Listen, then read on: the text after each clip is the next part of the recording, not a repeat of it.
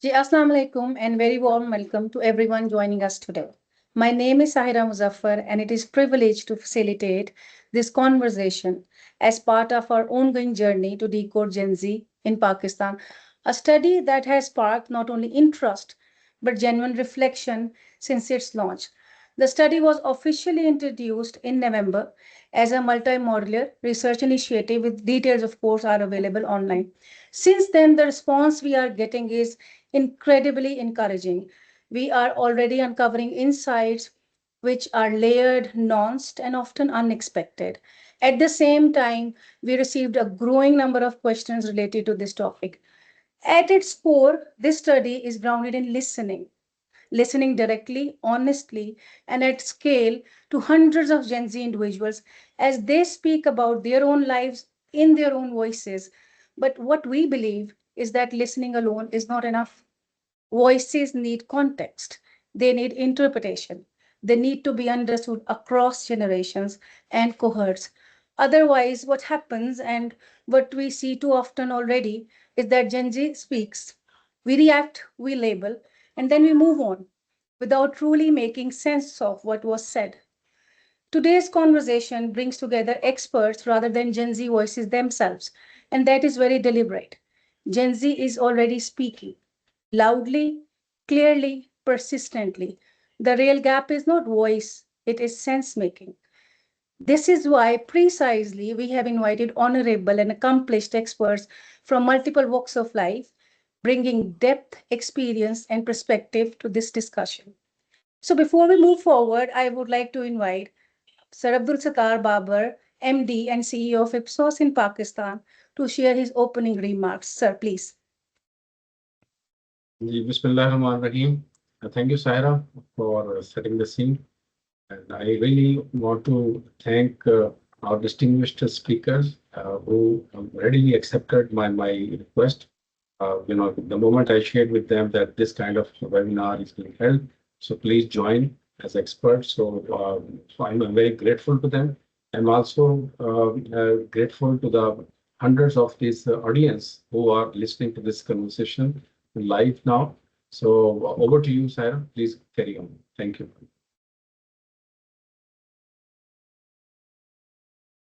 Thank you so much, sir. Acha, a quick note for everyone who is attending this session today. The question and answer section is open throughout the session. Please feel free to share questions as they arise based on the flow of the discussion and the time available. Each speaker will respond to one or two questions. Again, thank you so much for being part of this conversation. I hope today leaves us not only better informed, but rather more thoughtful about how we understand generation that is already shaping our present and our future. So now let's begin with our first distinguished speaker, Mr. Qaiser Abbas, who is globally recognized leadership coach, keynote speaker, and organizational psychologist. He is the founder of CEO Academy and Possibilities Global. Thank you so much, Qaiser, for joining us today. So from you, we would like to know that from a CEO's coach psychological lens, what are the most common myths about Gen Zs which leaders are already misunderstanding? Over. Thank you so very much, Saira, and thank you for the wonderful introduction. Thank you for the opportunity to share my thoughts. Assalamu alaikum, everyone, once again. What I believe is that most of the Gen Z conversations are actually taking place in the wrong rooms. And my confession is because I interact with a lot of leaders, I've had the privilege to work with over 550 organizations, and I get to understand that most of these conversations should have been taking place inside the minds of the leaders. And the reason is because whenever I walk into the rooms, I see leaders describing Gen Z as a headache. And I tell them it's not a headache, it's basically a wake up call. And it's so easy saying Gen Z is difficult and what kind of people they are. It is so difficult accepting the fact that we got to adjust our own leadership styles. We need to look into the mirror. To me, Gen Z is kind of a mirror. all the previous generations, Saira, they've been labeled. Boomers were labeled as rebellious. Gen X के बारे में कहते थे कि they are cynical. Millennials are fragile. And there are so many myths and ideas and labels that we have, mashallah, co-created about Gen Z as well. So in this conversation, I'm going to talk about only three of them, the most important ones. And I also notice ये जो impatience है, what we call this anxiety and disengagement, Gen Z ने ये बातें, ये terms invent नहीं किए. They were already there. But Gen Z is a generation which is not hiding their feelings and emotions about it. So very quickly, the first myth is that I keep hearing from people is that ये जो Gen Z है, ये तो जनाब, they don't respect authority. They're very blunt. They're very disrespectful. The fact is, they're not willing to accept the ego-driven authority. They constantly ask themselves one very specific question. ये अपने आप से पूछते हैं, am I safe here in this organization? And not just physically. They would like to be safe emotionally and psychologically. और मैंने देखा है that leaders that they provide them this psychological safety and emotional stability. उनके लिए तो वो जान देने को तैयार है. In my organization, there are a lot of Gen Zs, and there's a complete business which is being run by even जो उनकी CEO, she's like a 23-year-old girl, and I don't, show authority to all of them. I just give them total freedom. और ये जो psychological safety इसका मतलब ये है कि they ask themselves, if I ask a question, will I be punished? If I open up and share my real thoughts, will I be made embarrassed? And if I'm kind of sharing my real emotions, yeah, particularly if I fail, will I be humiliated? And if the answer is yes, Gen Z is going to shut themselves down.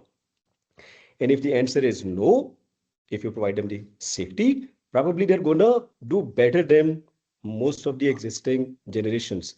They'll be bringing more creativity to the workplace. They'll be bringing more ideas. They'll be bringing more solutions. So one myth that needs to be busted is that the Gen Z does not accept authority. जो second मैं देखता हूँ बहुत ज़्यादा वो है कि Gen Z जो है ना, they don't want to work harder. They are very lazy. They don't want to commit.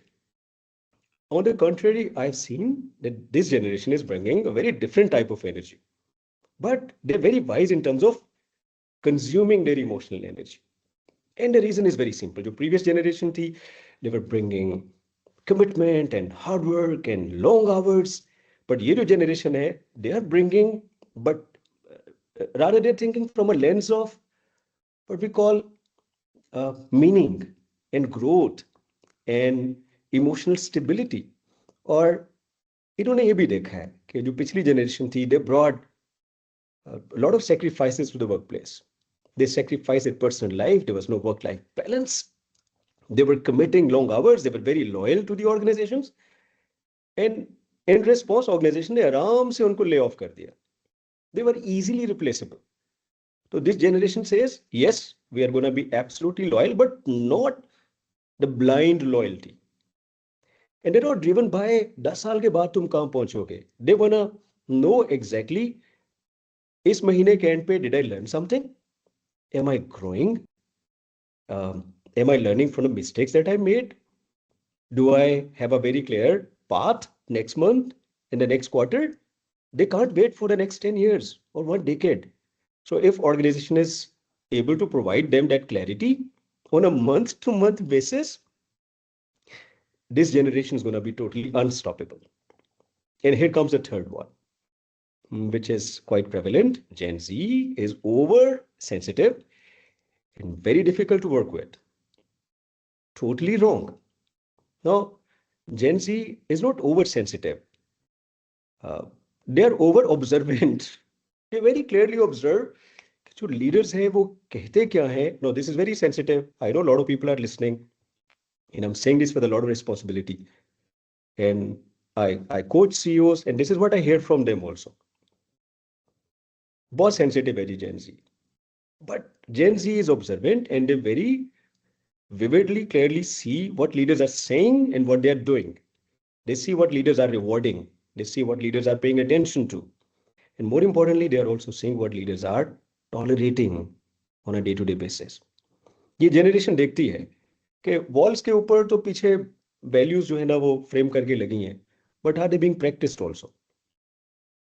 ये जनरेशन देखती है कि एम्प्लॉय वेलबींग की बात हो रही है, बहुत बातें हैं टाउन हॉल्स के अंदर, but at the same time जो वर्कलोड्स हैं they are insane. The workloads are sometimes unjustified. And this generation also notices very tricky and very painful thing. They notice हर रोज ऑर्गेनाइजेशन के अंदर पर्पस की बातें होती हैं, मेरिट की बातें होती हैं, but they notice that the promotions are driven by some political factors. And when these discrepancies are obvious, this generation does two things. One, sometimes, very rarely, they just stay quiet. And sometimes they raise a voice against it. And what I've learned is that no town hall meetings and no employee seminars or away days uh, can repair the damage. So what I'm sensing that these three fundamental myths are constantly hurting the perception about Gen Z.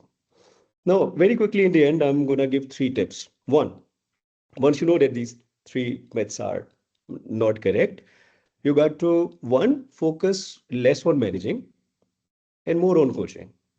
Because this generation can't be led by the typical command and control kind of a leadership style. They don't want to be told what to do. So leaders need to adjust their own lens by listening more, talking less, by becoming their thinking partners, trusting their ability to judge and reflect and think and solve problems. Number two, important factor, feedback. So generally, the feedback which is given at the end of the year, this is not the generation that's going to wait for the end of the year. Leaders need to learn how to give constant feedback. And in their feedbacks, they need to take ये जो एनक है judgement वाली ये उतारनी है और development वाली एनक उस lens के साथ उनको देखना है. एंड ऑल्सो ये जो समटाइम्स जो हमारे वाली जनरेशन है, हम if we don't like something we become silent. Silence doesn't work with them. This generation wants clarity. You need to clarify your expectation rather than नाराज होके दिखाने का टाइम नहीं है इनके साथ.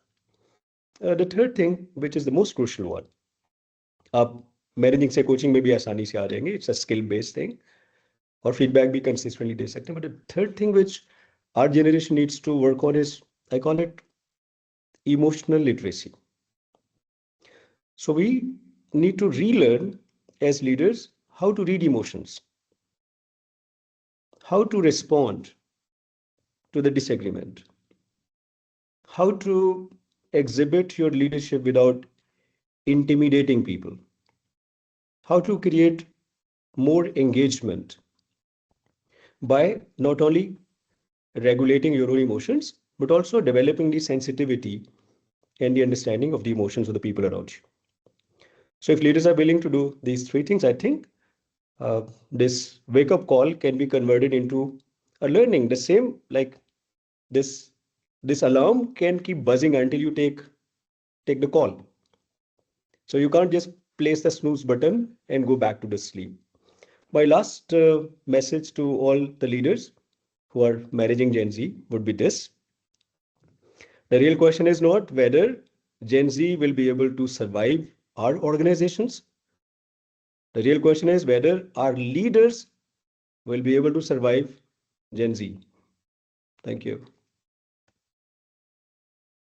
Thank you so much, Qaiser. It was greatly informative. There is a question, we are actually getting a lot of questions for you. One of it is that कि आपके ख्याल से ये जो Gen Z की myths हैं, इन्होंने publicly ये ऐसा discourse on कैसे हुआ? Why does it have that kind of a strong hold publicly? Yeah, I think we are generally biased as leaders. Okay. Every generation has been labeled, as I previously said, And then later on, we learned that this generation was setting the right tone. Okay. And that was the generation whose leadership style became kind of an example for rest of the world. मुझे लगता है कि Gen जी के बारे में जो perceptions हैं, इनका जो सबसे बड़ा फायदा वो ये है कि Gen Z is gonna turn into better leaders for organisations. So real question ये भी है कि if Gen Z is expecting so much from us, जो पहली जनरेशन के लीडर्स हैं, तो when these leaders are gonna take place, when they're going to secure leadership positions, so they'll be more transparent, they'll be creating greater psychological safety for the people around them. They will be the one who will not expect others to hide the truth. They will be more in terms of listening and communicating and giving and receiving feedbacks. So I think Gen Z's, regardless of the perception, Gen Z's presence is not going to be good for themselves, but I think it's going to be good for generally for the entire business world as well. Great. Thank you so much, Qaiser. Thank you for Yeah, your most time. welcome. Now let's move forward towards our next honorable speaker, Dr. Maleeha Lodhi, who is a distinguished diplomat.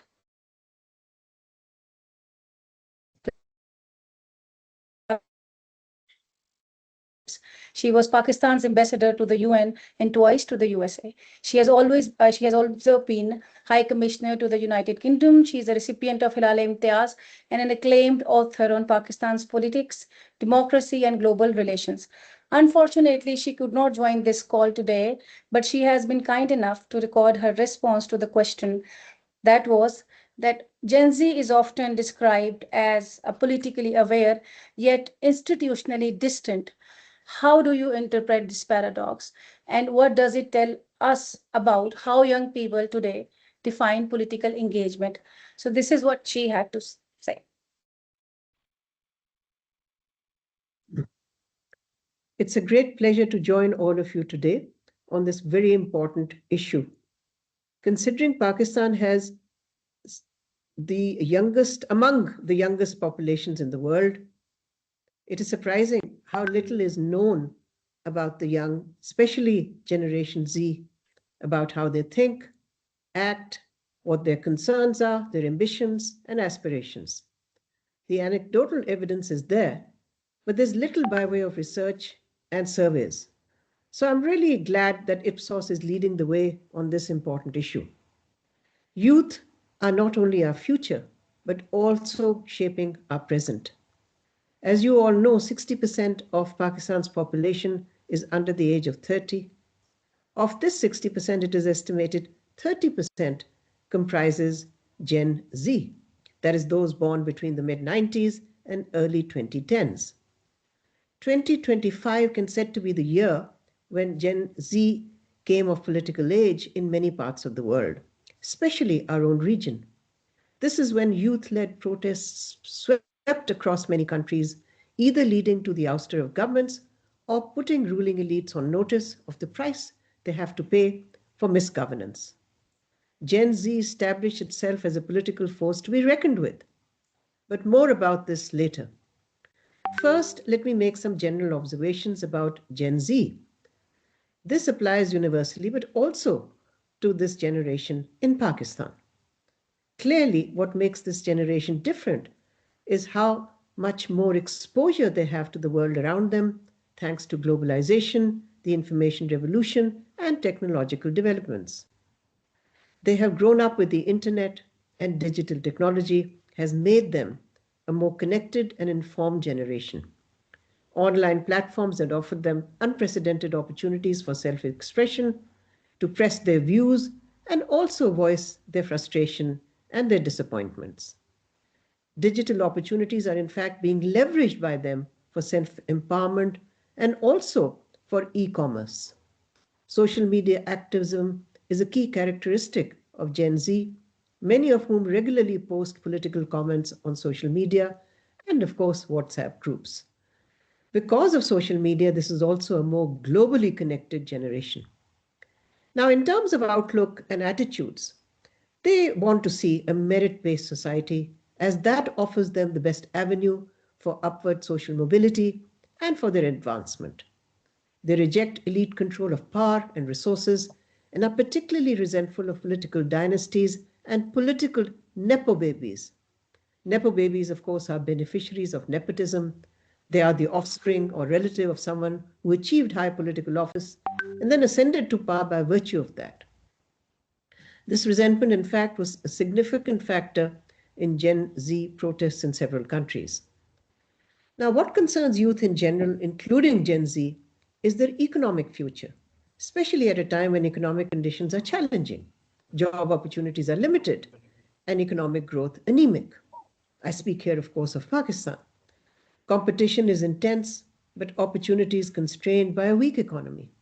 Financial anxiety places them under pressure because they aspire not to be dependent.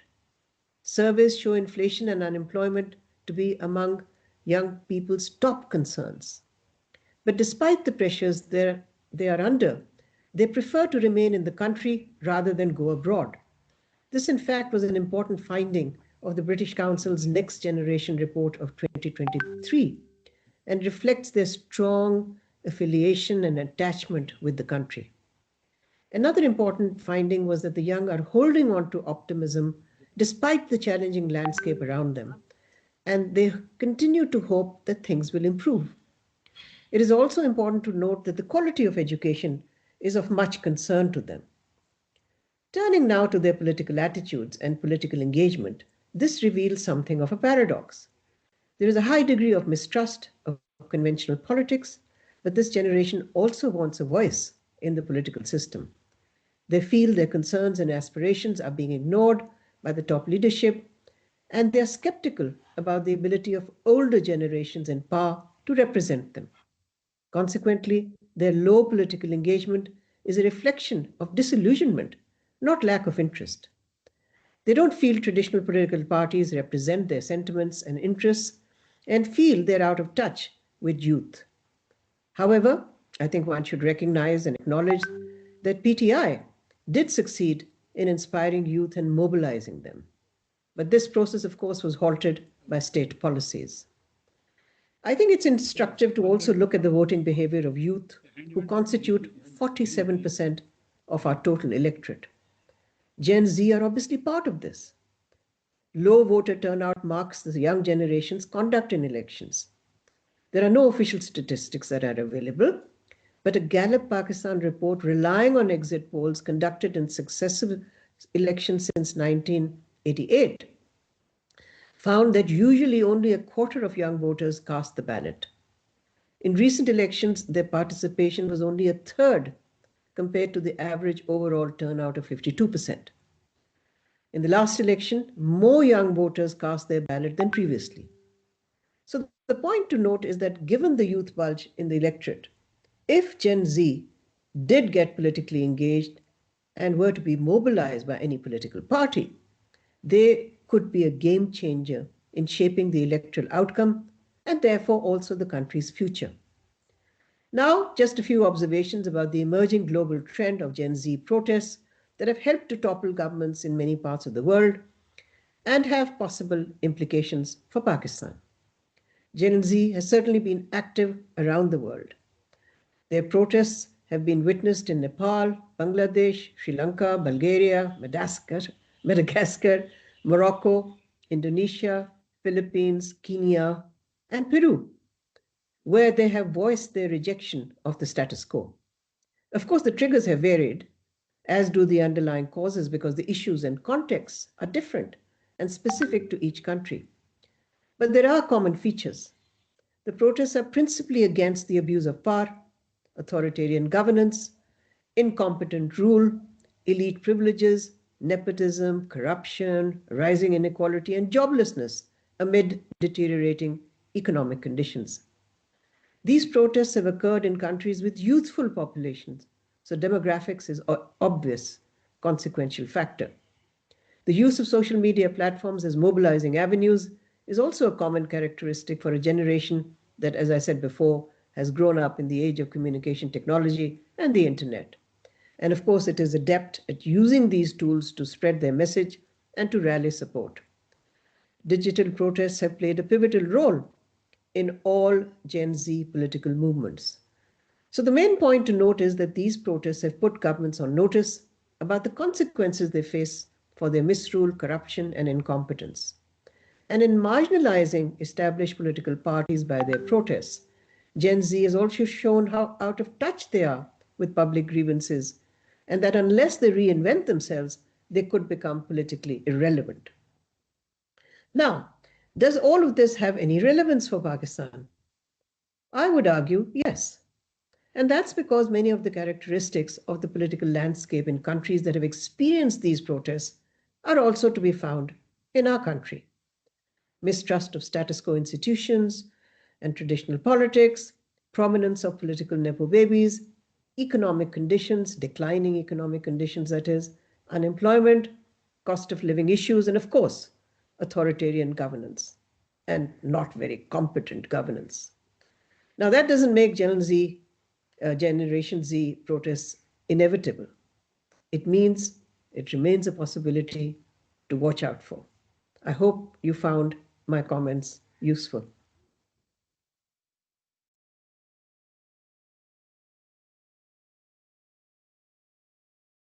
I hope it was informative and insightful for all of you as it was for me. So we are super thankful to Dr. Maleeha for her time, of course. And from this point onwards, let's begin with our next speaker, an expert, Ms. Uzma Yousuf, who is the country director for Pakistan at Cambridge University Press and Assessment and a global climate change education ambassador. She has been on the board of Punjab Education Foundation and now a member of Board of Governors of Nawaz Sharif Center of Early Childhood Education. Thank you, ma'am, for your join. Um, to you, in your opinion, and drawing on your research insights and lived engagement with Gen Z, what are they truly seeking at this moment, and how can older generations meaningfully support them while also learning from their worldview? Thank you, Saira. I'm really, honored to be in such amazing company. Ipsos always does great work, and I'm so glad that we are a part of it. आप लोगों ने बल्कि हमारे साथ भी higher education का एक project किया था. एक तो पहली बात ये है कि what I want to be clear about is who are Gen Z. So Gen Z जो है, they're not only young professionals. If you look at the description and the age of Gen Z, so ये जो age spread है, that is, about 28 to 13-year-olds. And, at Cambridge, we deal with all of these people. हमने बहुत सारी इनके साथ researches की हैं, बहुत सारे, क्योंकि we need to engage with them very regularly. But as a citizen of the world, what I realize is that when we start describing Gen Z, we become very... थोड़ा सा हम उनको टाइप कास्ट करते हैं, थोड़ा सा हम उनको very typical surface level. All the conversations I've heard, all the stuff that I've read so far generally talks about Gen Z, office में वो क्या कर रहे हैं, वो क्या सोच रहे हैं, वो अथॉरिटी से कैसे बात कर रहे हैं. आपको ये सोचना होगा कि जो 13 साल, 14 साल, 15 साल का बच्चा जेन जी है, आप उसके लिए क्या कर रहे हैं. सब कुछ आप जेन जी पे नहीं डाल सकते कि उन्होंने ये नहीं सोचा, उन्होंने वो नहीं किया. बहुत बड़ी जिम्मेदारी है इंस्टीट्यूशंस के ऊपर, हुकूमत के ऊपर, पॉलिसी मेकर्स के ऊपर. हम उनको आवाज़ कितनी दे रहे हैं. आज हमारे दरमियान में आई वाज चेकिंग, देखिए जो 25 साल का जेन जी है ना, वो बहुत केपेबल है to speak instead of me authoritatively on this. लेकिन जो 15 साल का बच्चा है जेन जी हमारे पास, हमने उसके लिए एक एनेबलिंग एनवायरनमेंट बनाना है. इस वक्त जेन जी, आप चलिए उसको हमने एक तो लेबल किया हुआ है because it's easy to understand, but the world that they are born in is a very difficult terrain. सबसे पहले तो कोई अमन अमान है नहीं. They know that, the economic upheavals they have seen a war which I think many generations didn't see, at least in Pakistan. And the kind of world view we have all over the world, जो हम पिछले लोग थे, there was a facade of a world order where right was right and wrong was wrong. होती थी चीजें, लेकिन इतनी blatantly, the attacks on Palestine and Iran and Venezuela and you don't know and you name it and it's there.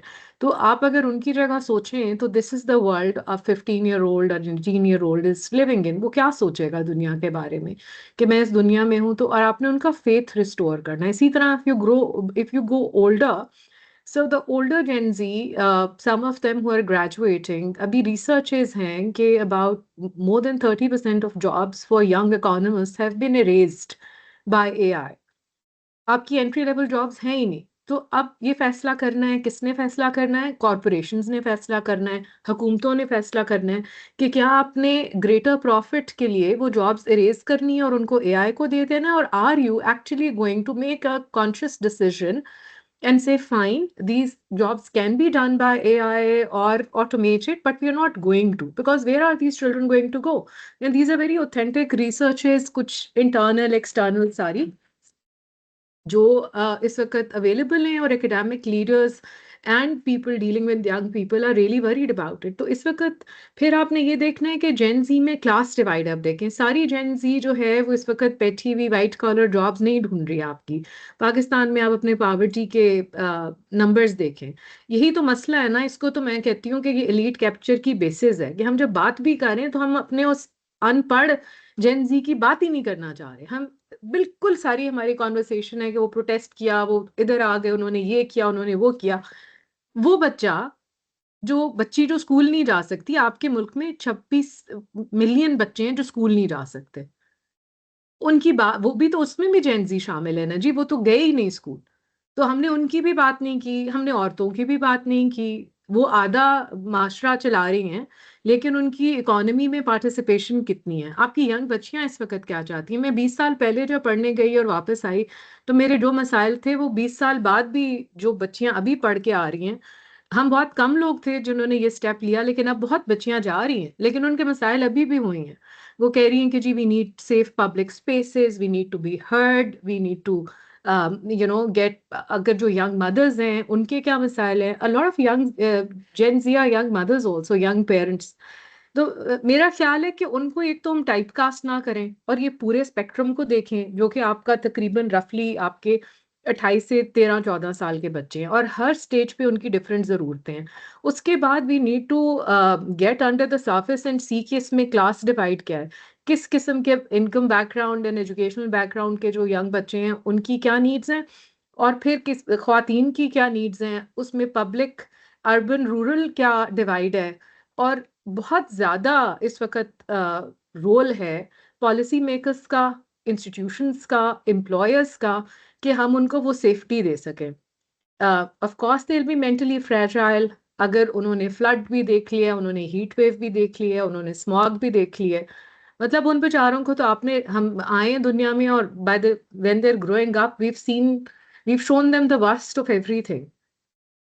But still I think जितना मैंने देखा है, I was amazed Cambridge में। जाहिर है कि we work with young people, जो हमने चीज़ें बदली हैं, और हमने अभी एक रिसर्च की है जिसमें हमने कोई 30,000 से ज़्यादा बच्चे अराउंड द वर्ल्ड, और उतने ही टीचर्स, फिर UNESCO, University of Cambridge itself, other universities that we work with, और बहुत सारे लोगों से हमने बातचीत की, OECD के साथ। तो उसमें इंटरेस्टिंगली टीचर्स और बच्चे जो हैं उनको एक ही बात, उनकी परसेप्शंस बड़ी सिमिलर हैं। For example they all understand कि कम्युनिकेशन इंपॉर्टेंट है, दे बोथ अंडरस्टैंड कि हमने अगले स्टेप के लिए तैयार होना हमारे लिए बहुत ज़रूरी है। बट कुछ ऐसी चीज़ें हैं कि जो आपको उनको बतानी पड़ेंगी, जहाँ पे उनकी थोड़ी अंडरस्टैंडिंग में कमज़ोरी है। For example I was talking to employers आप वाली टॉक से पहले, तो क्या चीज़ें जो हमें शायद उनको इनकरेज करना चाहिए और उस डायरेक्शन में, which is grit, hard work, कि स्किल्स अपनी जगह इंपॉर्टेंट हैं, लेकिन तजर्बे की भी एक अहमियत है, ताकि आप उस पूरे में से निकलें। जब एज एम्प्लॉयर्स हम उनको बहुत जल्दी बहुत कुछ दे देते हैं, तो हम उनसे the opportunity to learn through hard work थोड़ी सी ले लेते हैं, और फिर उनका एक वो रोज कलर्ड ग्लासेस होती हैं, वो नेक्स्ट जॉब पे जाते हैं, तो उनको शायद वो उस किस्म की चीज़ों के साथ उनको लगता है कि दुनिया ख़त्म हो जाएगी। तो एक तो ये हमारा रोल है एज मेंटोर्स कि हम जो ओल्डर लोग हैं वो उनको साथ साथ हेल्प करें। एक और जो बड़ी इंपॉर्टेंट चीज़ है, उनको वॉइस देना। कैम्ब्रिज में हमने ये देखा है, और बाकी मैंने प्राइवेट लाइफ में भी जहाँ जहाँ हमने उनको वॉइस दी है, it is amazing. There is so much I have learned in my role as the education ambassador, climate change ambassador for Cambridge, we did talks in, Action Week जो था हमारा COP30 का, उसके अलावा हमने conferences में बच्चों से बात की. Each one of them is doing something amazing. And जो interesting बात थी, these young people were very happy to learn what other young people were thinking. और या वो कुछ ऐसा कर रहे थे.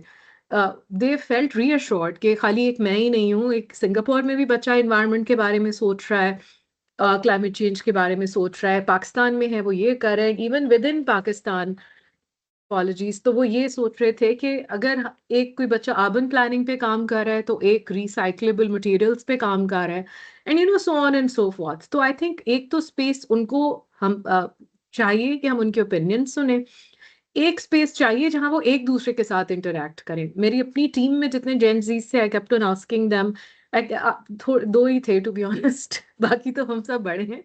And what I realized was, and especially, I have this brilliant young girl, and she talked about safe spaces, कि हमें safe spaces चाहिए. अदर बच्चियां जो हैं जिनसे मैं मिलती रहती हूँ, उस दिन मैंने उनके साथ मैंने कहा आप बताओ हम ये सुनते हैं तो क्या.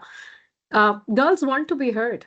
Like one of the girls I was talking to was a 25-year-old and financial expert, but she said कि जब लोग मुझसे पूछते हैं I've made more money, I'm investing more wisely, लेकिन जब लोग बैठ के पूछते हैं तो मेरे साथ जब मेरा हस्बैंड होता है तो वो उससे पहले पूछते हैं and I don't I am not visible.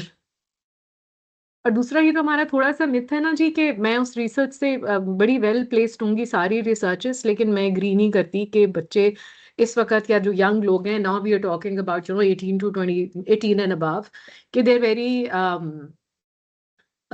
very optimistic about the system and the political process, not just in Pakistan, all over the world.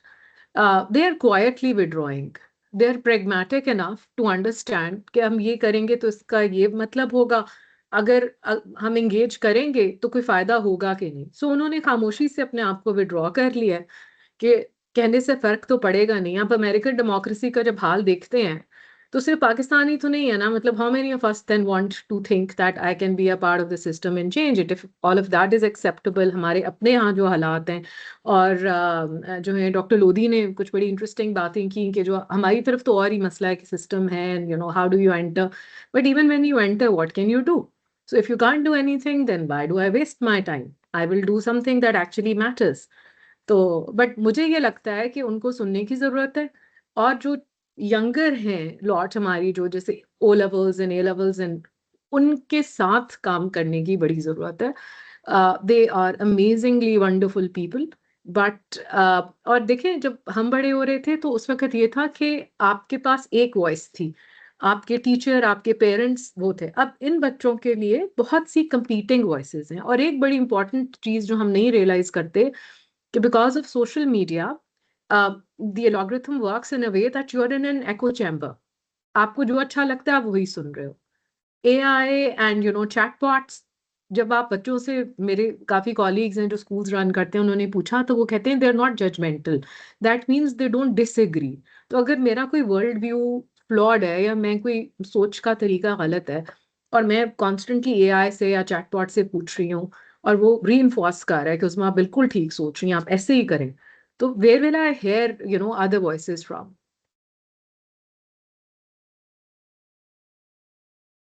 So I don't know if my time is up yet or. No, thank you so much, Ms. Uzma, for sharing all this knowledge. It was great listening to you, super informative. बहुत बहुत शुक्रिया आपके time का. And now with this, we'll move forward towards our next expert, who is Mr. Rehan Saeed, seasoned FMCG leader and currently serves as a CEO and Executive General Manager of L'Oréal Pakistan, with over 20 years of experience across international markets, including Australia, GCC, Indonesia, and Pakistan. His career reflects his deep expertise in business strategy, innovation, and product commercialization, brand growth, and market expansion. Thank you, Rehan, for joining us today. Acha, in your opinion, how is the Gen Z effect actually redefining the future of workplace? Thank you very much for the opportunity to speak. I think We have learned some great insights today from all the distinguished speakers and also from your keynote. I will not just talk about the effect, I will show you a bit of an effect, the way we have been able to establish it at L'Oréal Pakistan. So I have a few slides. If you guys are with me, I can just very quickly take you through some of this material. Are my slides visible? Rehan साहब इसको duplicate कर लें display setting से duplicate कर लें. Okay. I hope it's visible now. Yes, it is. Okay, so I'm very humble and proud at the same point in time to be sharing these facts. At L'Oréal Pakistan, we have about 38% of our population, which is Gen Z today. We have 3x better retention of Gen Z, and at the same point in time, on all our job satisfaction surveys, Gen Z by far score better than the rest of the population. It sounds incredible, but the way it has happened is by a virtue of very strong working ethics that we have adapted in our organization. Which is very similar to some of the thoughts that was shared by the panel here also, which is that everyone thinks, or there is a myth that Gen Z is lazy. We do not find Gen Z lazy in our organization, primarily because they are the ones who need right motivation. Not really. It's about getting things done. It's about getting the right motivation to move forward. So just in terms of the way we have approached this, this is a typical word cloud of what Gen Z in Pakistan really is looking for. Basically, it's pretty much culture, remote work, hours, hybrid, etc. We worked specifically with our Gen Z and formed 4 key myths, or the 4 key areas through which we are going to motivate our Gen Zs. Number one, and the foremost one, was meaningful work. So in a similar way, they need the right motivation. So giving them the right motivation means that we tell them, or we work with them on projects, on assignments that really matter for the future of the organization. It's not about getting them, or because they are junior, giving them junior jobs, data crunching, etc. We bring them right to the core of the strategy. And my next slide will show you how. We give equal importance to impact, and we celebrate the impact. So this is one of the core values through which we have been able to really retain Gen Z and get the best value out of them. Then what we feel here is that learning skills is greater than loyalty. So we teach them, or we work on skills. They get on international seminars, they work with international partners, all of that, like mature senior managers, etc., so that they hone or earn those skills which are going to make them loyal. And then prioritizing mental health. So instead of pushing them to do a thing at a particular point in time, it's about really organizing and letting them know what needs to be done. And then at the end of the day, it's on their prerogative to do it on time. And we have seen it goes wonderfully for our organization. It always happens on time because they know they take the responsibility and they take it that way. This is the slide of the key pillars that we work with in our organization. It is created by Gen Zs. It is in the Gen Z language. It is led by Gen Z. So these are the 5 managers who lead the 5 key strategy pillars of the organization. Consumer centricity is key for any FMCG organization. We need to understand our consumers. We call it certified RIS in L'Oréal Pakistan, and our Gen Z is leading that piece, which means how many consumers we are going to target in a year, what is the right target, with which category, what number of consumers, and how we are going to go about that. Execution excellence, that is making sure that all the impact is made on ground with the activities, with the activations that we are doing. Our Gen Zs call it clutch, and this is our pillar against which we build our whole ecosystem. People and culture, or HR, in the usual organization is a vibe check at L'Oreal Pakistan. So again, led by Gen Z, for Gen Z, and there is a continuous vibe check. If the vibe is down in our office, we find ways as simple as a halwa puri or a coffee to get the vibe up. And there is a proper budget to ensure that the vibe stays in check. We do not call it controls because that is a weak language. We call it no cap, and everyone is responsible for it to ensure that everything that they are doing has the right level of controls and systems in place. And in a similar way, operational efficiency is full send because we stay full send. So while there is a language and a pun in that language, the key thing is that all these pillars are created by Gen Zs. They are responsible. They are taking the responsibility of giving an updates on these pillars and then taking it forward and also tweaking it where they need help.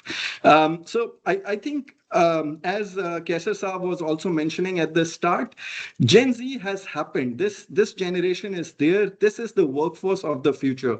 The earlier organizations will be able to build the organization ecosystem around that, the more successful they will be, rather than attuning or hoping that Gen Z would learn or become part of the culture that they already have. So this is my take and L'Oreal Pakistan take on Gen Z. If there is any further thing, open to comments and questions and ideas.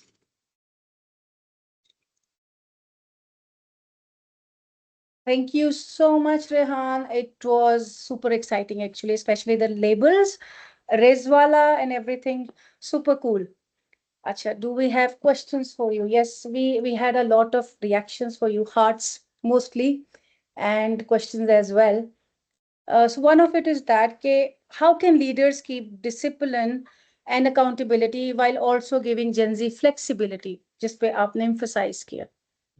See, the most important thing is start treating Gen Z as mature workforce, as mature leaders. The earlier you will, and then understand where they are coming from. It's not that this generation who has gone through all the technology has happened in front of them. They have the smarter way of going around a piece. You just need to listen and ensure that they are heard and they know what they are doing and why they are doing it. As I said, impact is critical. If they know the impact, if they know the impact of making sure that task at a particular point in time, etc., they would deliver it. If you can't explain impact, then don't expect them to deliver it for you. Okay, great, great. Thank you so much, Rehan. Thank you so much for joining us today. Thank you. And with that, let's move forward towards our next speaker, who is Mr. Nadeem Hussain, founder, former CEO of Tamir Microfinance Bank. He has 3 decades of international banking experience with Citigroup. His work spans financial empowerment, healthcare assets, environmental sustainability, affordable housing, and alternate energy solutions. Thank you so much, sir, for joining. So the main question to you is that what fundamentally sets Gen Z apart from earlier generations, particularly in how they think about, manage, and prioritize their finances? Thank you very much for giving me this opportunity. Now, before I start, what I find of interest, this is for you, Babar. I would have loved to see more Gen Z participants rather than baby boomers talking what Gen Zs are doing. Okay, so it would have been more interesting, insightful, but it's just an insight when I looked at the panel of speakers. The way I look at it, and I'm very interested in Gen Z because they, now represent a very significant part of our population. And if you're building something for the future, this is 60, 70 million of our 250 million people. So they become of acute interest, whether you're in pharmaceuticals or fashion or financial services. And I'm using the financial services angle to demonstrate the point as to how this generation is different from previous generation or my generation. बीच में तो baby boomers के बाद millennials हैं, and there's a generation after Gen Z as well. The first very clear trait about Gen Z is that they grew up with the internet. So they are savvy with tech, they are digital natives. Unlike the generation before them who have needs to spend time or spend time understanding, everything they do is tech and digital driven. So if you're trying to address their needs or access them, this is the medium that they do. TikTok, for example, is one of the favorite mediums. They use platforms for getting information. They are culturally more diverse through travel and through the social media that they work on than other previous generations. This talk about Gen Z being lazy, I don't think they're lazy. I think they're smart on how they work. They have access to technology and they harness these tools that are available for them, and so they're able to do the same amount of work that previous generations have done in a much smarter and faster manner. And therefore, they have more time on their hands. And in a sense, then people figure out, maybe they're lazy. The other thing about Gen Zs is that they are socially aware. And again, they're using platforms to become socially aware. And there's a fair level of activism as well, where they are participating not necessarily through physical presence in the street, but again through the network and different media that are available to them and voicing themselves. They have social awareness a lot more than the previous generation, again through technology. Now, this generation, other than being tech savvy and socially active, is also the generation which has the highest number of entrepreneurs from them. So they're willing to do stuff on their own. They're willing to start their own businesses rather than be the traditional engineer, doctor frame of mind, that you get educated and you find a salaried job. They're willing to take a punt on non-salaried job. Their preference for visual remains far more than the traditional thing that you and I do. I mean, you can approach them to 2 minutes. I mean, you want to get your message across, develop a great meme, and then you'll instantly have their attention. You want to talk to them about solving a financial problem or try to get them to save, create gamification along with your saving program, and you'll find a lot more interaction for them. They are much more careful about this work-life balance, and therefore, again, the stigma about potentially being, lazy. They care about a balance in their life much more than the previous generations. They are savvy shoppers. They shop around. The big use of platform users, where they are looking at multiple providers for a single product, is largely used by the Gen Z population, where they're looking at platforms, whether it's for buying insurance or creating savings or going for e-commerce or a deal. They shop around and they do that from a technology basis. Now, I'm talking about how I found them to be different, but how do you harness this difference? And how do you create something? So I'm slightly going off my topic, but building on a practical use of what I would do and maybe I will do. I would actually create a digital bank just focused on the Gen Z population. And my view would be to create first lending products, which are all digital in nature right now, for this population. And their need is not housing as such right now. Their need is much more immediate credit, buy now, pay later, and an international credit card, even though if it's secured. So you look at the need in sense that they want to have access to debt. They don't want high interest rate debt. And if you create a social awareness around that debt, that part of the money that you're going to help them save is going to go to a charity as well, or you're going to create a green product, you'll get a lot more traction from them. You create a saving product, and the key over there is fractionalization.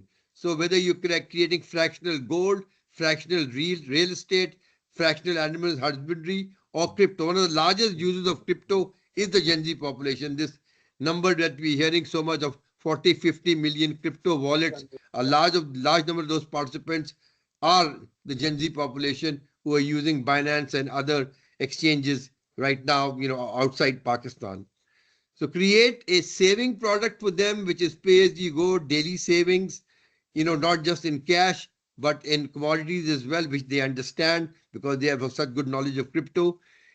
Provide them insurance that is of their need. Therefore, travel insurance, insurance for their phone, insurance for their laptop, those kind of things.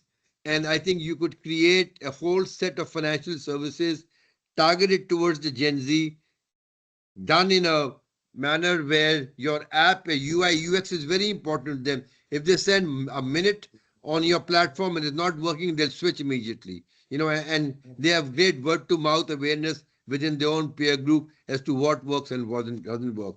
So that's what I would do if I was to harness this huge segment, which is digitally literate, willing to try stuff, socially aware, green in nature, and are willing to try new stuff, and are entrepreneurs as well. So that would be my recommendation based on how this generation is different from others. That's it. Thank you so much, sir. Thank you so much for sharing this, all these insights with us, and thank you for giving us your time. With that, we'll move forward to our next distinguished speaker, Dr. Miftah Ismail, who is a leading economist, public policy expert, and Secretary General Awam Pakistan. He has previously served as the country's Federal Minister for Finance and Revenue. He is widely respected for his clear thinking on macroeconomic stability, fiscal policy, and structural reform. Welcome, sir, and thank you for joining us. So, in your expertise, okay. So the question for you from our side is that how do you see Gen Z's financial attitudes, decision-making processes being shaped by the current economic situation? And in what ways do these differ from previous generations at a similar life stage? Thank you very much. Bismillah ar-Rahman ar-Rahim. And thank you everyone for giving me an opportunity to talk to you. Especially Abdul Sattar Babar Sahab of Ipsos. Will first of all say I'm not at all an expert on Gen Z, but I have three children. The सबसे छोटा वाला है वो Gen Z है. So, but the question you asked is a very good question. That how are Gen Z's decisions different than that of older generations? And I'll come to that in 1 second. And how do they decide based on the economic conditions that obtain in Pakistan today? When I was a young child in the 1970s, Pakistan TV, Zia Muhyiddin Saab used to do a show, and a lot of people used to do, discuss these things on TV.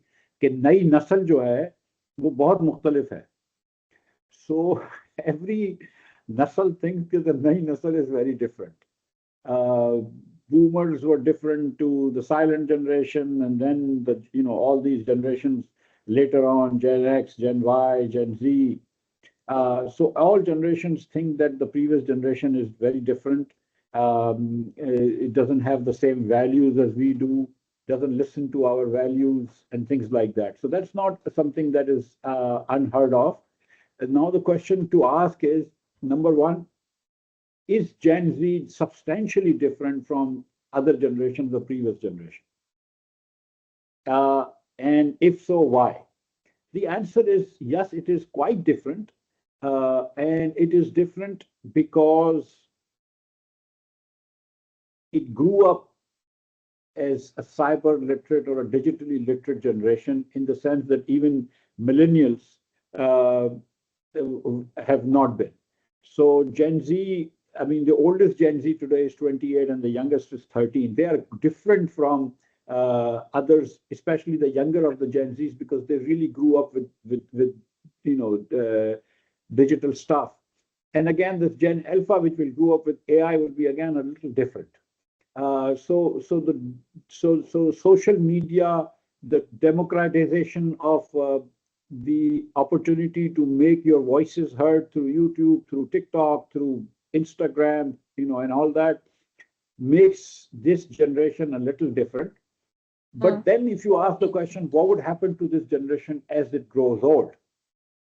Will it be substantially different from its older peers, older cohorts, the Generation X, the Generation Y, etc., millennials? And that's not clear to me that they will be substantially different. Every generation is a little different, but they will not be substantially different. Lekin right now, because we have so many Gen Zs amongst us, because Pakistan is a pyramid sort of population, where few old people, and as we go down, the age ladder, more and more people, kids are born. Today we have 8 million kids, 80 lakh kids being born. 10, 15 years ago, we had 60 lakh kids being born. So, because Pakistan की population बहुत ज़्यादा बच्चों पे शामिल है, छोटे लोगों पे शामिल है, नौजवानों पे शामिल है, लिहाजा इनका अफेक्ट हमारी सोसाइटी में ज़्यादा है बनिस्बत उन सोसाइटीज़ पे कि जहाँ पे पॉपुलेशन इतनी तेज़ी से नहीं बढ़ रही.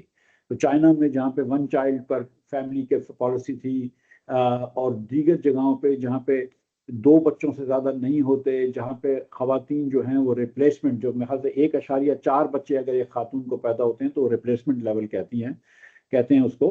तो जहाँ पे रिप्लेसमेंट लेवल से भी कम पॉपुलेशन है, हिंदुस्तान के अंदर भी अब रिप्लेसमेंट लेवल से कम हो गई, तो उधर भी आबादी बढ़ना बंद हो जाएगी.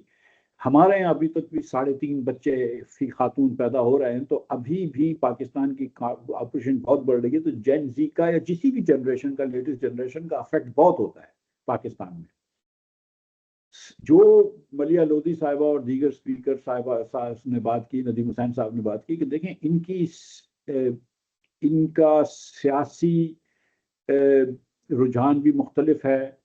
मैं आपको एक पोल ऐसे ही बता सकता हूँ कि जिसके अंदर अवेयर कितना ये रिलायबल है, लेकिन पोल ये है एक कि ये जो पंजाब के इलेक्शन हुए जिसमें FA पास बच्चे 18 से 35 साल के, ना इसमें ऑब्वियसली सब जेन जी नहीं है, 18 से 35 साल के बच्चे जो हैं, वो 70% लोगों ने अगर 2 पार्टी का कंपेयर करें तो 10 में से 7 ने PTI को वोट दिया और 3 ने नून लीग को वोट दिया.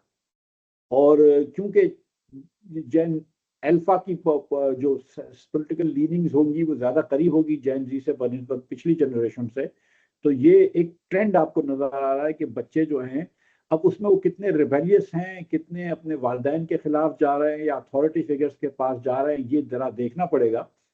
कि क्योंकि ये इनके पास मल्टीपल सोर्सेज होती हैं मीडिया की, इंस्टाग्राम, टिकटॉक वगैरह वगैरह, तो ये इस तरह अथॉरिटी फिगर्स को नहीं मानते.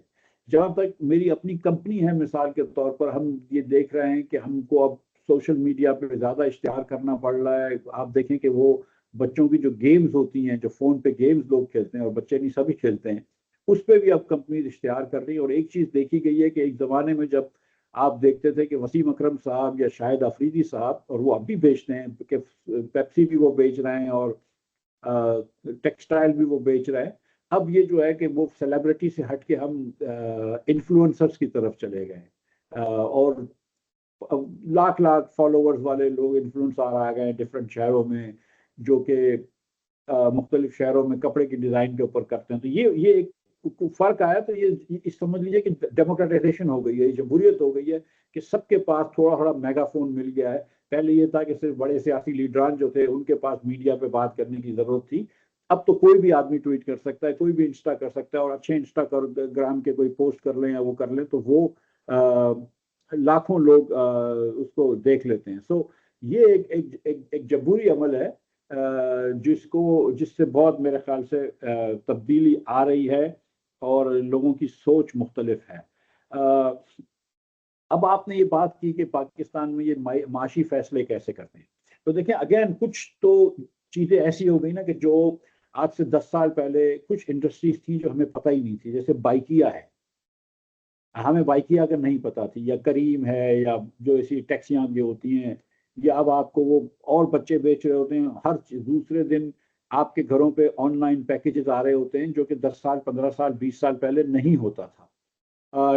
खाने की डिलीवरी होती है, तो बहुत सारे बच्चों को इसमें मुलाजमत मिलती है, इसमें रोजगार मिलता है. तो ये एक चीज़ है. लेकिन एक जो लार्जर इकोनॉमिक्स रियलिटी है उससे हट नहीं सकते.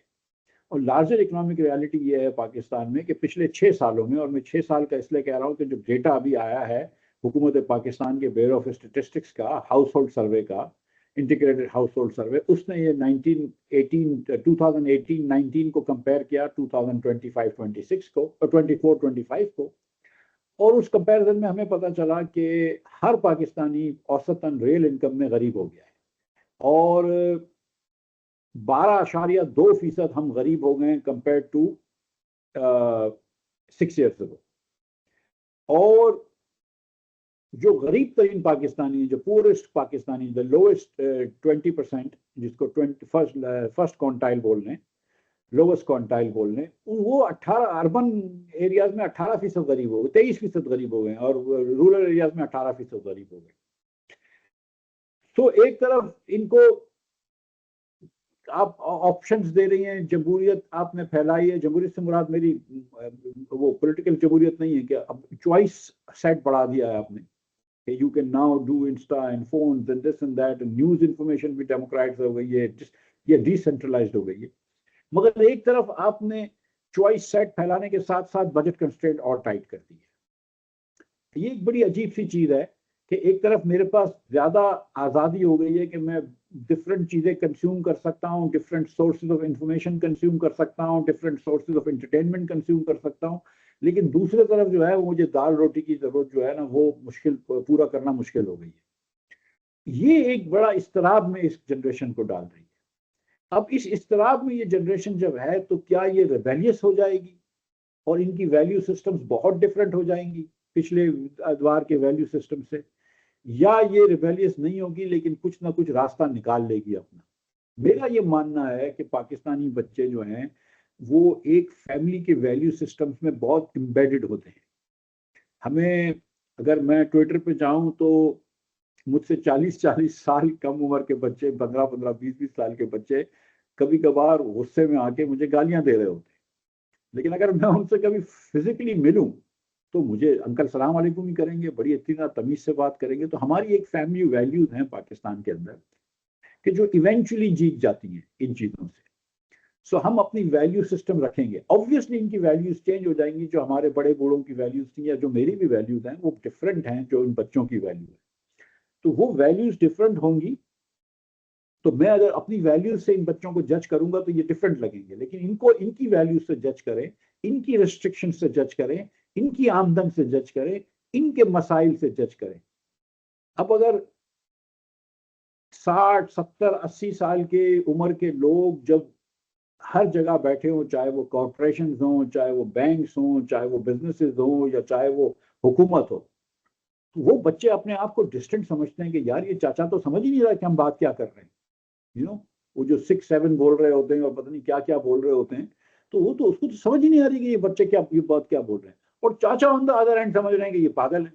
अब मैं आपको एक इंटरेस्टिंग स्टोरी दूं कि मैं और मेरे बड़े भाई वोट देने गए इस इलेक्शन में। तो my brother is 70 years old, I am 60 years old। सो वो गए तो मेरी आंखें खुल गई कि सब लोग, मतलब मुझे तो लग रहा था कि सब 18, 19, 20 साल के ही बच्चे थे लाइन के अंदर लगे हुए। I was surprised. उन्होंने मेरे भाई को और मुझको कहा कि सर आप ज़ईफ लोग को बैठ जाएं सोफे पे, आपको लाइन में खड़े होने की जरूरत नहीं, जब आपकी बारी आएगी तो बुला लेंगे। तो मेरे भाई तो जाके बैठ गए। मैं कहा मैं कब से ज़ईफ हो गया, लेकिन उस पोलिंग स्टेशन में मैं ज़ईफ था। मैं आपको सच बता रहा हूँ कि हर बच्चा 20 साल का था और मैं 60 साल का था। एंड क्यों हर बच्चा 20 साल का था? क्योंकि वो पॉपुलेशन ज्यादा है। 60 साल के इतने लोग हैं ही जितने 20 साल के हैं पाकिस्तान में। 60 साल के, और इससे बहुत फर्क पड़ जाता है क्योंकि एवरेज टेस्ट वो डिफाइन करते हैं। आपका मोड वो है, मीडियन थोड़ा सा ज्यादा भी हो तो मोड वो है। आपका मीडियन भी 30-20 साल से ज्यादा नहीं है, 34 साल से ज्यादा नहीं है मीन एज या मीडियन एज, लेकिन मोड आपका वो है, वो चला गया है। ज्यादातर जो है वो आपको 20 साल के लोग मिलेंगे। सो आपकी जो मार्केटिंग भी हो रही है वो उस तरह सोच के कर रहे हैं कि यार उनको दे दो। तो ये सियासत के लिए, अब टू कमिंग टू सियासत नाउ, कि सियासत के लिए चैलेंज भी है और अपॉर्चुनिटी भी है। ये जो ये इलेक्शन हुए और इसमें एक पार्टी ने बिल्कुल कैंपेन नहीं की और कैंपेन की इजाजत नहीं थी उसको, लेकिन वो पार्टी ने बहुत अपना वोटर निकाला। वो सिर्फ सोशल मीडिया के तहत निकाला है, व्हाट्सएप चैनल्स के थ्रू निकाला है। और वो मेरे बस की बात नहीं थी ये मुझे तो आज तक व्हाट्सएप चैनल समझ में नहीं आया। हमारी पार्टी के अंदर भी लोग करते रहते हैं, बच्चे करते रहते हैं, मुझे समझ में नहीं आता। मुझे बोलते हैं ज्वाइन कर ले अंकल, मैं ज्वाइन कर लेता हूँ, लेकिन सीरियसली मुझे समझ में नहीं आता है। लेकिन ये क्योंकि उस पार्टी के बहुत सारे सपोर्टर्स यंगस्टर्स थे, उनको ये चीजें पता थी, तो उन्होंने ये काम कर लिया। ये बात हमें समझनी चाहिए कि ये चैलेंज भी है तो अपॉर्चुनिटी भी है। और अगर आप और बेसिकली देखिए चॉइस नहीं, अगर आज आप जेन जी से बात नहीं करेंगे तो आप जेन अल्फा से तो बात ही नहीं कर सकेंगे, और फिर आप कभी कोई इलेक्शन नहीं जीत सकते पाकिस्तान में, क्योंकि हर साल जेन जी की पॉपुलेशन मतलब तो रहेगी, लेकिन मिलेनियल्स की भी रहेगी इंशाल्लाह, लेकिन बूमर्स की और वो तो पॉपुलेशन कम हो रही है ना। जो 46 में पैदा हुआ है वो तो आज मतलब उम्र रसीदा हो चुके हैं, मतलब 79 साल के हैं वो। वो पॉपुलेशन तो बड़ी श्रिंकिंग है। तो आपको तो इनसे बात करना जरूरी है। अगर इनसे बात करेंगे तो अगली जनरेशन से बात होगी, इनको आगे लेकर आओगे तो अगली जनरेशन को लेकर आओगे। और ये एक बड़ा मसला है हमारी पॉलिटी में। और अगेन मैं सियासतदानों की बात नहीं कर रहा हूँ, मैं तो पाकिस्तान की उसके अंदर बात कर रहा हूँ कि हमको थोड़ा सा ये बात को समझना पड़ेगा कि अगर आपके पॉपुलेशन इस तरह बढ़ रही है कि ज्यादा छोटी उम्र के लोग ज्यादा हैं और बड़ी उम्र के लोग बहुत कम हैं, तो आपको ये चीज खोलनी पड़ेगी कि सिर्फ सफेद बाल वाले बूढ़े ना हों और जिनको आप अपॉर्चुनिटी दें, और आपको दूसरी अपॉर्चुनिटी देनी पड़ेगी। जो दूसरी एक बात मैं इधर करना चाहता हूँ, तो आखिरी बात करके फिर मैं रुकता हूँ, वो ये है कि पाकिस्तान में मेरी उम्र के लोग या मुझसे ज्यादा उम्र के लोग की जब महफिल होती है तो हम ऑटोमेटिकली अस्यूम करते हैं कि सारे मर्द हजरात होंगे। अब भी मेरे दोस्तों की हम दावत करते हैं तो हम लोग अक्सर लिख देते हैं बॉयज ओनली, अपने आप को अपनी बॉयज बोलते हैं। तो और ये बाबर साहब भी करते होंगे और दीगर लोग भी करते होंगे कि यार सब बॉयज की दावत है, तो लड़के बैठेंगे 4 5 6 और वो फिर बहस करेंगे बेकार, पूरी आधी रात बहस करते रहेंगे, इमरान खान वर्सेस नवाज शरीफ वर्सेस पता नहीं क्या, दिस एंड दैट, और इनमें खवातीन शामिल नहीं होती। मैंने ये देखा है, एंड दिस इज ऑब्वियसली, मेरे बच्चे जो हैं वो कराची के बर्गर बच्चे हैं, और कराची, लाहौर और इस्लामाबाद जो है वो बहुत यूनाइटेड है in terms of burger kids, या जिसको आप पंजाब में अमूमन मम्मी डैडी क्राउड बोलते हैं। लेकिन उनके अंदर मैंने ये देखा है, हम भी अपने ज़माने में बर्गर हुआ करते थे, लेकिन हमारे यहाँ खवातीन का इतना वो अमल नहीं होता था। लेकिन अब मैंने देखा है कि यंग बच्चों की जब महफिल होती है तो उसके अंदर खवातीन भी होती हैं। तो मुझे ऐसा लगता है कि आज से 30-40 साल बाद जब मेरे बच्चे अपनी दावतें कर रहे होंगे तो उनके अंदर लड़कियां भी शामिल होंगी लड़कों के साथ साथ। आज भी उनकी पार्टीज में लड़के और लड़कियां साथ होती हैं, उनके डिस्कशंस में लड़के लड़कियां साथ होती हैं। और ये हमने देखा है कि बड़े शहरों में, खास तौर पे कराची, लाहौर, इस्लामाबाद वगैरह के अंदर खवातीन को एक चांस मिल रहा है।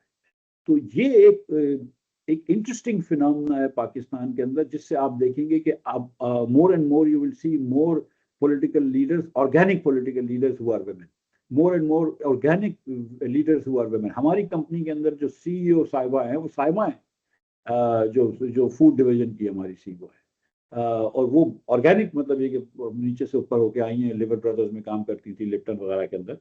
सो अब यहाँ पे हमने देखा है कि बेनज़ीर भुट्टो साहिबा थी या मरीम नवाज साहिबा हैं, लेकिन ये नवाज शरीफ साहब की निस्बत से आई हैं, या जुल्फ़िकार अली भुट्टो साहब की निस्बत से आई हैं, या बांग्लादेश के अंदर हसीना वाजिद साहिबा थी, वो शेख मुजीबुर रहमान की निस्बत से थी, या खालिदा ज़िया इनके शौहर ख़ालिदा रहमान की निस्बत से थी।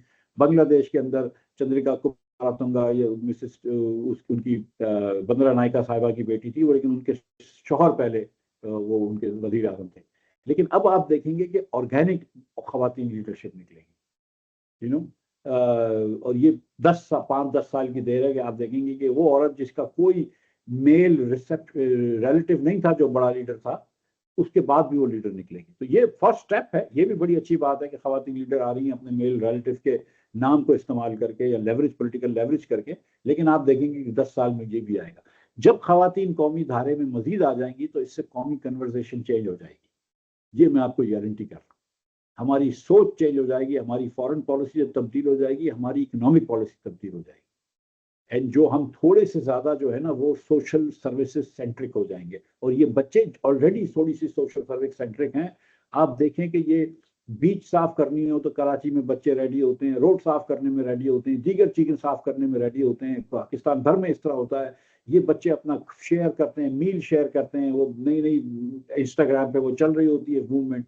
ये बच्चे सिविक सेंस इनका है, लेकिन थोड़ी सी हमको इनको जगह देनी होगी और थोड़ा सा इस मुल्क को अगर थोड़ा सा बेहतर चलाना तो इनको माशी इनको आपने चॉइस सेट दे दिया है बहुत बड़ा, आपने बजट कंस्ट्रेंट बहुत रखी है, बजट कंस्ट्रेंट कम कर देंगे तो इंशाल्लाह ये भी आगे बढ़ सकेंगे। Thank you very much.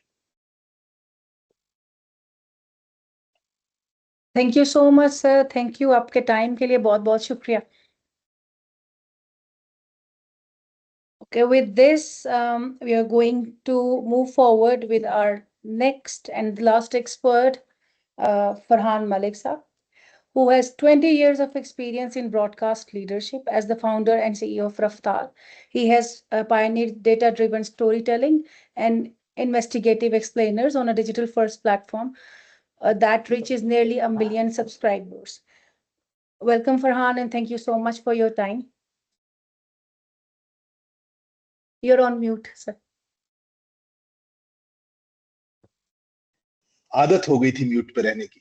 अच्छा, नहीं, thank you so much for inviting me. It was absolutely fabulous listening to Mifta भाई एज ऑलवेज। बड़ा मजा आया, बहुत अच्छे पॉइंट्स रेज किए and I always love conversations that raise more questions than give answers because the questions open the mind and so it was brilliant listening to him.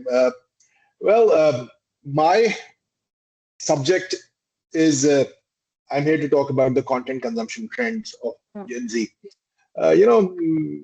मेरा एक भांजा है, भतीजा है जो मेरे साथ पिछले 7-8 साल से रह रहा है। उसके हम अब्बा सऊदीया में थे, फिर वो लंदन चले गए, वो यहाँ मेडिकल कर रहा था। So he was staying with me. Recently, alhamdulillah, he finished his medicine, सब कुछ कर लिया and he moved out. So after he moved out, मैं बहुत सालों के बाद उसके कमरे में गया। मैंने कहा let's clear his room so we may use it for some other purposes. So when I went in there, and he had taken a lot of his stuff with him, like he had cargoed it to London. तो जब मैं उसकी चीजों को देखा तो there were like 4 or 5 dozen shoes there, hundreds of perfumes there. There was just so much of everything there. I was like, I just quickly just picked up the phone and called him. I said, what the hell is all of this? What are you doing? Is this stuff you still use? Chachu, leave it there, leave it there. I said, no, what do you mean leave it there? There's no way in hell you're going to use it. No way. And there were clothes that had tags attached to them, never worn. And they were just there. And not one, and not two, and not three, and not four. Dozens of them. And it was a sight to behold. So I came back to work the next day and I asked my staff, okay, how many pair of shoes do you have? Because my average age of my team is 23. I am the one who pushes it to like older level, but if you take me out, it's 23. I asked them, how many pair of shoes do you guys have? And someone said 2 dozen. Others said 15. Someone said 18. Someone said something else. Then I moved to the female staff, and then they started talking about the makeup stuff, and it was uncountable the number of makeup accessories the ladies had. So the point I'm trying to make here is Gen Z likes to binge. They like to binge. What is the reason for that binging habit is something which is debatable. I have my own theory about it, but it is debatable. But the fact is that they like to binge. They are very dopamine addicted. They've been wired that way. They've been born into the time of extreme abundance. There's just so much of everything right now. There are times when I log into Food Panda trying to order something. I'm there for 10 minutes trying to figure out what I want to eat, and I cannot understand what I need to eat. So I just don't order. I log into Netflix. I keep surfing for 15 minutes. I can't decide what I need to watch, and I just do something else. There is just so much of everything out there for them. Now because I am a millennial, I have seen life before this, a bit of life before this. I mean, I remember कि हम video shop की दुकान पे जाके 5 रुपए की film किराए पे लाते थे 24 घंटे के लिए. और उसको 24 घंटे वापस करना होता था, और कोई लेटेस्ट रिलीज होती थी तो it used to be there for 3 hours or 4 hours and we had to return it that way right away. So I remember the scarcity time. I remember कि मतलब playing out in the street, बारिश हो रही है तो उस तरह मतलब जो थोड़ी सी वो चीज इसमें तंगी और उसका एहसास होता था. But these people, this generation born after 97, which I call the broadband generation, Gen Z generation, whatever you like to call it, they've been born into this extreme abundance. There is a lot of everything. So what that does to you is that it makes you harder to satisfy. And it keeps you anxious all the time. And the people that they are with, their peers, are also like that. So, I was just doing a documentary right now, working on a documentary about the corporate culture, and I was studying the hippie movement. And I realized that the hippie movement was not much different from the Gen Z. They were, if anything, they were more radical.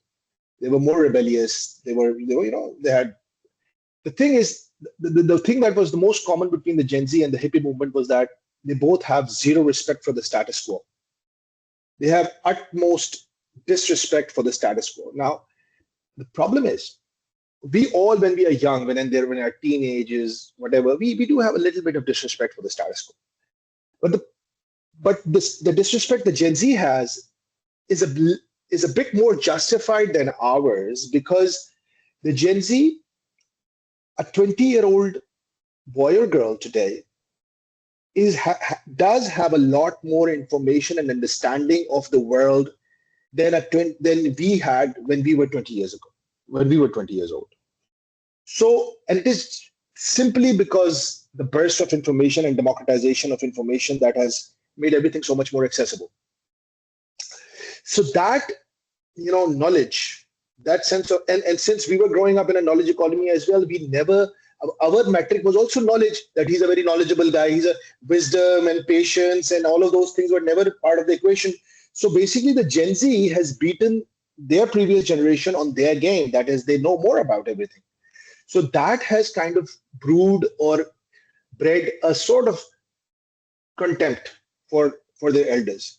And because it was justified as well, so what has happened here is that they have started doubting and disrespecting everything about their older generation. They say, your politics was wrong, the way you used to work is wrong, the way you used to eat is wrong, and whatever you used to watch is wrong. Everything about you is wrong. Everything. So when we started Raftar, we kind of realized that, because I also had an outside view when I was going in 3 years ago, and I was told that nobody watches serious content. Gen Z does not have a concentration span. They like memes. They like 30-second videos, which is true, which is not entirely untrue. But we as a team sat down and decided to dig deeper and understand why this is happening. So what we did is that we said, okay, the reason why they watch shorter format is because whatever content they are being thrown at, it does not satisfy them. So they get bored, right? So we decided to bring in storytelling in Raftar. So the myth number one that we broke, nobody watches serious content. Crashed. Myth number two, nobody watches long form. Crashed. Myth number three, only Imran Khan keeps these people glued, on social media. Not entirely true. Imran Khan does, but even Raftar, only 2 or 3% of our content has ever been about Imran Khan. And still we have 1.1 million subscribers and followers. There is a concept which is called conversational value. Now, they're really big on that. And the older generation has just not been able to put their heads around it. I mean, for example, मुझे बहुत खुशी हुई मिफ्ता भाई ने बड़ा आराम से mention किया 6, 7 और सब भाई निकल गए. मतलब ये इनका लोकल लिंगो है. ये मतलब ये तो एक नॉन सीरियस सी चीज थी, लेकिन they want to talk about Andrew Tate, they want to talk about Charlie Kirk, they want to talk about Nick Fuentes. एक पाकिस्तानी बच्चा उन सब के बारे में बात कर रहा होगा क्योंकि उसके पास उसका एक्सेस है. He wants to be part of the global culture. He wants to be like an American kid. Now the world is not divided anymore into income groups. So what we saw is there is a huge need, and nobody was giving them that conversational value for their local content. Everything was in the books. Everything was written there in journals, books. Some knowledgeable people knew about what had been happening in Pakistan. But that knowledge was not being transferred to these boys and girls. So that's exactly what we did. We took all of those books, tore them apart, converted them into stories, and started making documentaries. We did not go for the lowest hanging fruit of podcasts, because podcasts, there's always too much of it. So we created a new genre of documentaries and started doing that. I'll just give you an example. I mean, we are working on a documentary about retired Mirza from Beg. This is going to go next week. Now, in that one documentary, there are 5, 6, 7 pieces of anecdotal value, which when a guy will or a girl will hear, she will easily go to that dhaba that night and say, did you know that? That is how SSG was formed. Do you know this is what happened? You know, Raftar told us that. I've heard from so many kids that we prepare for our CSS exams through Raftar. We prepare for this through Raftar. So I think सबसे बड़ा जुर्म जो हमने किया है, हम एक चीज उनसे बात नहीं कर सके और हमने समझा वो दीवाने हैं. हमें नहीं आता था उनको एंगेज करना और हमने उन्हें दीवाना करार दिया. I think if you really look at it, इतना बहुत ज्यादा फर्क नहीं है. अगर आप वाकईतन थोड़ा सा अपना वो दिमाग को थोड़ा सा जमीन पे लाके सोचें और जजमेंट का उतारें और रिलेट करने की कोशिश करें, तो मैं बता रहा हूं, अगर आप थोड़ा सा अपने माँ बाप की हैट्स उतार दें या बॉसेस की हैट्स उतार दें, तो आप भी उन चीजों को बड़ा एंजॉय करेंगे. The conversations they have, it's actually very engaging. आपको ही मजा आएगा. वो कोई मरीख से आई हुई मखलूक नहीं है जो एक अलग बात कर रही होती है. But it's just that because whatever we don't understand scares us, and हम कोई भी बंदा जिस चीज से डरता है उसके पास नहीं जाता. यही हाल एक घर के वालिदैन का है, यही हाल हुकूमत का है. इस पर मिफ्ता भाई ज्यादा बेहतर कमेंट करेंगे, लेकिन यही हाल पूरी पॉलिटी का है, as he said. And yes, I do agree with you with another thing Miftah Sahab said कि खवातीन, I think girls are it's a different bunch of girls out there, completely different from what they were 20 years ago, completely different. So that's what I keep telling boys now. All of my cousins, my nephew and nieces, I say, dude, you're going to have a really nice, challenging time through your life. So yeah, so at the end, I just want to give you one value, one little thing. So when there is too much of everything, there are two ways to go about it. Either you go hard with the storytelling and really give a lot of conversational value, or you talk about dogs and cats and dogs. I just want to leave you with one thing. There is a bridge in North Carolina. इस bridge की बड़ी story है. एक YouTube channel है, उस पर आप सब जाइएगा. I'll leave it in the chat. उसका टाइटल है 11 foot 8+8. Now that bridge, that channel, that YouTube channel only has the video of a webcam which is looking out on a bridge on the road. उस bridge का height average bridges से कम है, तो उस bridge पे trucks का accident होता रहता है. वो कैमरा सिर्फ उनकी वो वीडियोस बनाता है और अपलोड कर देता है. एक वीडियो उसने कल डाली है, उसके 2.5 लाख व्यूज है, उसके 3.5 लाख सब्सक्राइबर्स हैं. So the choice is ours. Everything is out there. ASMR भी है, ये ब्रिज भी है, रफ्तार भी है, जॉनी हैरिस भी है, लकी भाई भी है. Everything is out there. Everything is out there for the world to see. Now, so it's a lot more competitive. So आप compete नहीं कर पाते, फिर आप ये समझते हैं कि ये लोग ठीक लोग नहीं है. I think that's pretty much it from my part. So much, Farhan. Thank you for sharing great insights with us. We are actually receiving a lot of questions for you as well. So one of them is about, if you can quickly answer it, कि अगर इतना ही ज़्यादा types of content है और Gen Z is consuming all of it and every kind of thing which is coming to them, so do they have that kind of trust का element about कौन सा content they can trust और कौन से वाले को they cannot, or are they even aware of that factor? That's a very good point. I mean, this is something which was important for content creators as well, but brands as well. You can't have your cake and eat it too. You gotta come out clean. You got to be transparent. You got to tell the truth. There is no, everything is out there now. Everything is out there now. मैं आपको अभी अपनी example दूं. अभी मैंने Twitter पे एक गलती की एक्स पे.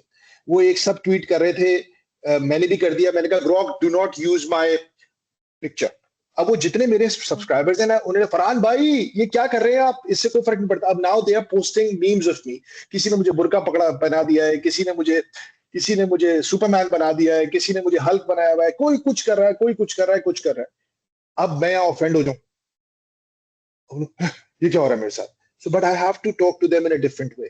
And I have to be very clean and friendly and transparent about, yaar, mujhe nahi pata. So what I said, dude, I didn't know, this didn't work. I'm sorry. I came clean.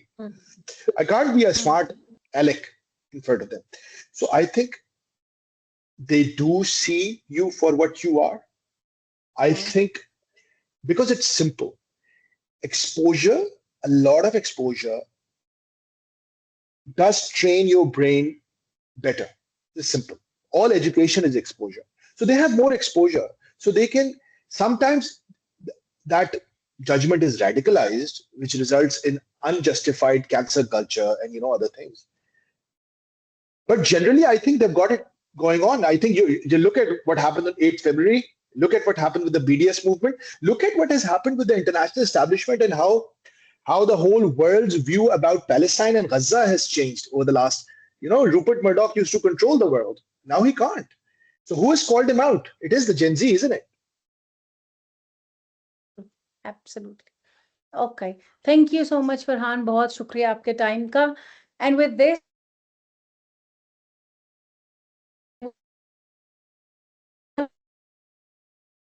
this journey, one that goes beyond labels to truly understand this generation, placing Gen Z in context and understanding how a changing world and current realities are shaping who they really are. So before ending this webinar, I would again like to invite Sir Abdul Sattar Babar to give his closing remarks. Sir. जी बहुत शुक्रिया जी. पहले हम अपने time से थोड़ा सा आगे जा चुके हैं. I'm really grateful for all the speakers and all the over 200 participants who patiently listened to all that discussion. It was really rich, and I imagine that we should be actually compiling all the learnings in one place, and we need to actually publish and share with all the audience. Inshallah, we'll do that. But at the same time, I would like to respond to a very common your comment which has come, and also Nadeem sahab also mentioned कि इस पूरे panel के अंदर Gen Z कहाँ था. Actually इस पूरे जैसे हमारे इस का टॉपिक जो था कि ये generation Z is it different, it's just another generation, question mark था. तो it could have been commented only by the non Gen Z people. लेकिन इंशाल्लाह ताला a good news that before we release the report of this study towards the end of January, inshallah we'll be holding another webinar, a sequel of the same journey, कि जहाँ पे we will be inviting only Gen Z speakers. So inshallah stay tuned and you will have a lot of fun. Thank you everyone for joining us live today, and hope to see you again. Thank you. Thank you, sir. And thank you everyone again for attending this webinar. Take care. Goodbye. Allah Hafiz.